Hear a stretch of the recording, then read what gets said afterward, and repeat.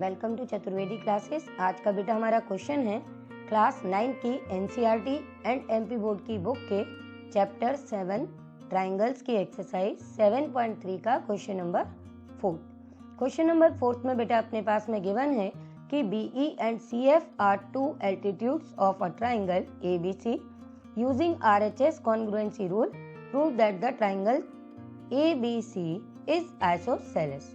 Question बेटा आप लोग को समझ में आ गया कि क्वेश्चन में अपने पास में दिया है कि अगर अपने पास में BE और CF ठीक है दो एल्टीट्यूड्स हैं जिनकी लेंथ इक्वल है, तो हमको ये बताना है कि हमारा ये जो ट्राइंगल है वो आइसोसेलेस होगा। ठीक,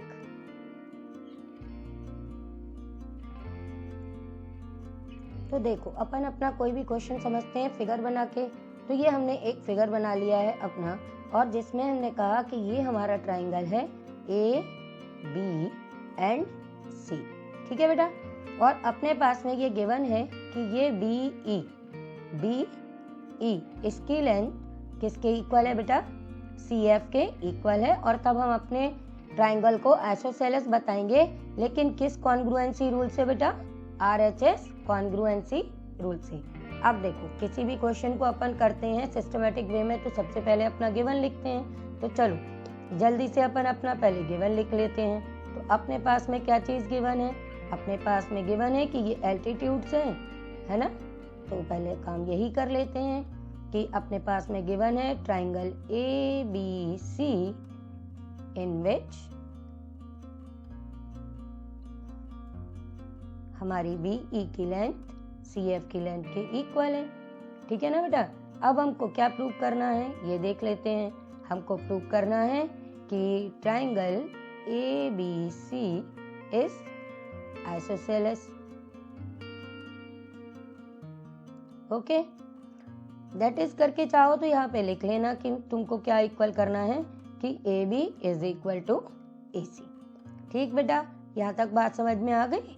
चलो अब अपना प्रूफ लिखेंगे RHS कॉन्ग्रुएंसी रूल से। तो RHS तो अच्छे से सबको मालूम है ना कि हमको अगर RHS का मतलब है कि राइट, हाइपोटेन्यूस और साइड, दो ट्राइंगल्स लेने हैं जिनकी राइट, हाइपोटेन्यूस और साइड इक्वल हो, तब हम RHS कॉन्ग्रुएंसी रूल लगाते हैं। अब यहाँ पर अपने को साइड AB एंड AC को इक्वल करना है। तो AB और AC पर बनने वाले ट्राइंगल्स में हम क्या RHS कॉन्ग्रुएंसी रूल लगा सकते हैं कि नहीं? सबसे पहले ये समझ लो। देखो AB और AC के ऊपर बनने वाले ट्राइंगल्स अपने पास में गिवन है, तो वो अपने ट्राइंगल होंगे AB एंड E। ठीक है, अब इसमें दूसरा ट्राइंगल मिलेगा अपने को AF एंड C। क्या इसमें RHS लग सकता है क्या? ध्यान से देखो, नहीं लग सकता। क्यों? क्योंकि इन दो ट्राइंगल्स को जब हम कॉन्ग्रुएंट करेंगे तो हमारे पास में BE और CF इक्वल हैं। ठीक है, एंगल A कॉमन है और इसके बाद में ये एंगल्स 90 डिग्री के हैं। पर ये एंगल जब 90 डिग्री के हैं तो ये तो एंगल साइड हो गई ना बेटा, और हमको करना किससे है? RHS से। समझ रहे हो मेरी बात को? तो गलती से भी ये AB और AC पे बनने वाले ट्राइंगल्स चूज नहीं करना। हमको यहाँ पर RHS कॉन्ग्रुएंसी रूल लगाना है, इसलिए हम ये वाला काम नहीं करेंगे कि हम ट्राइंगल ABE और ACF को चूज कर लें। समझ रहे हो? ये वाला पार्ट अपने को नहीं लेना है। हमको कौन सा पार्ट लेना है अब हम वो डिस्कस करेंगे। ये वाले पार्ट्स अपने को नहीं चाहिए थे बेटा। हमको RHS लगाना है, मतलब राइट एंगल इक्वल करना है।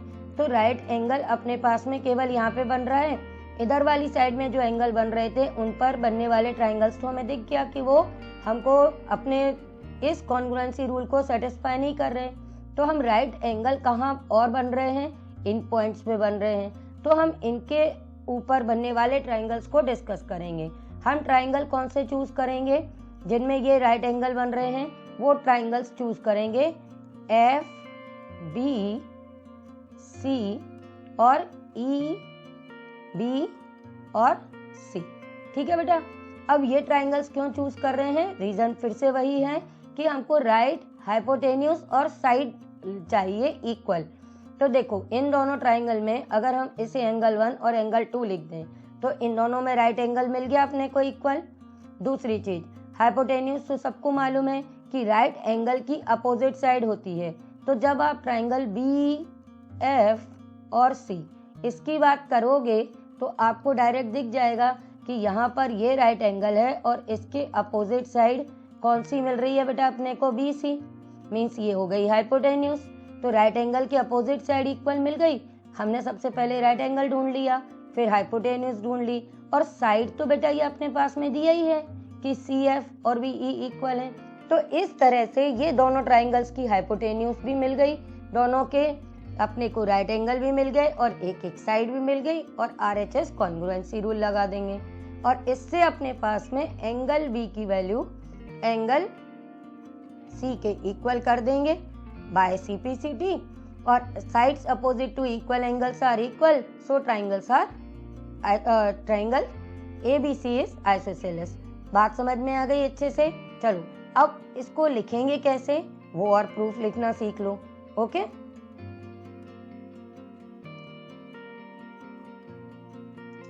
तो अब जल्दी जल्दी प्रूफ लिख सकते हैं हम लोग, क्योंकि हम लोग सब समझ चुके हैं कि हम किस तरह से करने वाले हैं, कौन से ट्राइंगल्स लेने हैं, कैसे RHS लगाना है।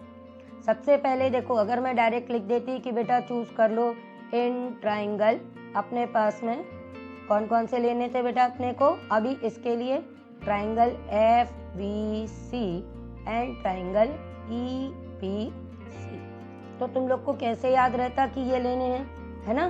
तो अब FBC में हमने देखा था कि एंगल 1 एंगल 2 के इक्वल है। क्यों इक्वल है? क्योंकि ये दोनों अपने 90 डिग्री के हैं। फिर दूसरी चीज हमने कहा राइट एंगल इक्वल कर लिया हाइपोटेन्यूज। हाइपोटेन्यूज दोनों की क्या थी बेटा, BC एंड BC, और ये इक्वल क्यों थी? क्योंकि ये कॉमन है। और साइड में अपने को क्या लेना है, यहाँ लेना है BF, वो यहाँ पे अपने को लेना है CF और उधर BE। CF और इसकी हो जाएगी BE, और ये हमने कहाँ से लिख दिया बेटा, ये हमने लिख दिया गिवन है। कोई दिक्कत आई? नहीं आई, बस एक बार समझ में आ जाए ना तो अपन फटाफट लिख लेते हैं। अब हम लिख देंगे therefore by RHS congruency rule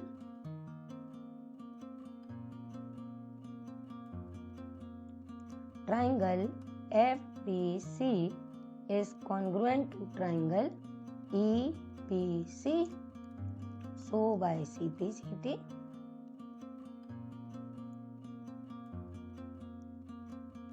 अब एंगल बी और एंगल सी बेटा केवल नहीं लिखना है इसमें, ये जो हम FBC में केवल एंगल बी लिखेंगे तो वो गलत हो जाएगा अपना। क्यों? क्योंकि अपने पास में यहाँ पर ट्राइंगल में बी के ऊपर तो 3 एंगल बन रहे हैं ना बेटा, तो अगर हमने ऐसा किया तो वो अपना काम गलत हो जाएगा। हम वहाँ पर पूरा नाम लिखेंगे कि यहाँ पर angle FBC is equal to angle, यहाँ पर भी बेटा लिख देंगे ECB के इक्वल है। हमने केवल बी और केवल सी क्यों नहीं लिखा? क्योंकि यहाँ पर अपने पास में देखो एक एंगल ये बन रहा है, एक ये बन रहा है और एक ये पूरा बन रहा है, तो हम बी पर केवल बी और सी लिखेंगे तो गलत हो जाएगा। तो हम लिख देंगे एंगल FBC एंगल ECB के इक्वल है, और इसी को कर देंगे दैट मीन्स कि एंगल ABC एंगल ACB के इक्वल है, क्योंकि ये अपनी इस साइड AC का ही एक पॉइंट है, तो आर्म तो कितनी भी बड़ी हो सकती है, तो इसलिए एंगल AC और B हम इसको नाम दे सकते हैं। क्लियर हो गई ये वाली बात? तो इस तरह से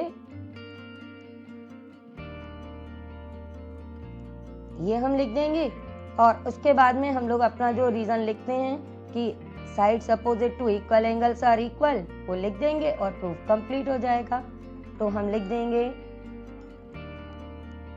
इन triangle ABC angle ABC is equal to angle ACB। Therefore अब ABC की अपोजिट साइड बेटा अपनी क्या है, ये देखो ये एंगल ABC है ना, इसकी अपोजिट साइड मीन्स इसके सामने वाली साइड, तो वो कौन सी होगी बेटा, AC। तो यहाँ पर हम लिख देंगे अगर एंगल ABC लिखा है तो इसके नीचे क्या लिखेंगे, AC। और ACB के सामने की बात करोगे तो ACB मीन्स इस वाले एंगल के सामने क्या बन रही है बेटा अपनी, AB, तो हम ये लिख देंगे। ठीक है, जो एंगल लिखा है उसकी अपोजिट साइड इक्वल होती है। ऐसा नहीं आप इसके नीचे AC लिख दो, इसके नीचे AC नहीं लिखना है, इसके नीचे AB लिखना है। और यहाँ पे रीजन लिख देंगे एज साइड्स अपोजिट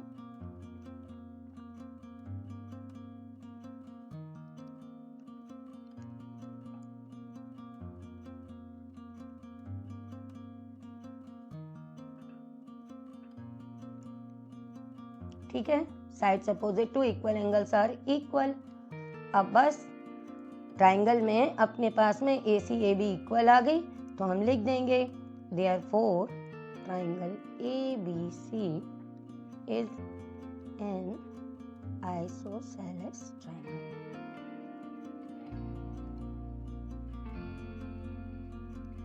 और इस तरह अपना प्रूफ कंप्लीट हो जाएगा। समझ में आ गया अच्छे से? अभी भी कोई डाउट हो तो वीडियो के एंड में मेरे नंबर है बेटा, आप मुझे व्हाट्सएप करो, मैं आपके डाउट्स क्लियर कर दूंगी। ओके बेटा।